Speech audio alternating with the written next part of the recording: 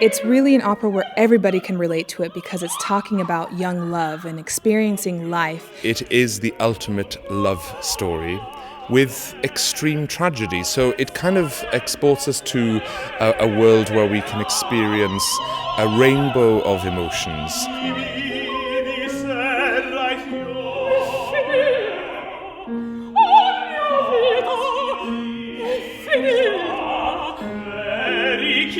There are those moments where the audience is just like captivated, and it was a perfect moment.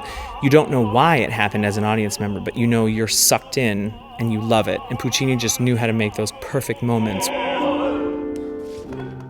Puccini, he is the master of writing operas. Every single note on that page is so full of meaning, and really you couldn't remove one note because it would ruin an absolutely perfect opera.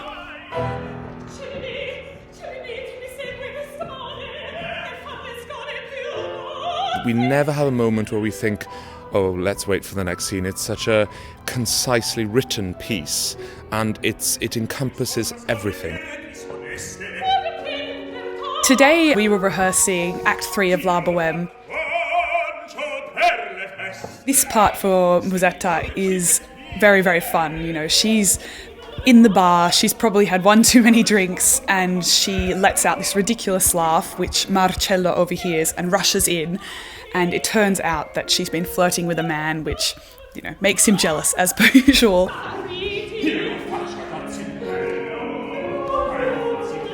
Marcello and Musetta's relationship is incredibly tumultuous, and it's worn on the sleeve. I mean, everyone can see exactly how they are together, and they know, gosh, that pair, you know, they're ridiculous. And as a parallel, actually, to Mimi and Rodolfo's relationship, which is more internal, it's less extrovert, and yet their relationship is such a struggle because of her illness, and Rodolfo has no idea how to really cope with it.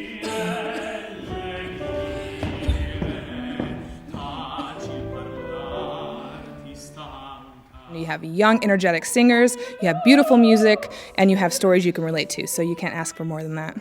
With the way the music is written, the way the story is told, you can't help but sit there and think, wow.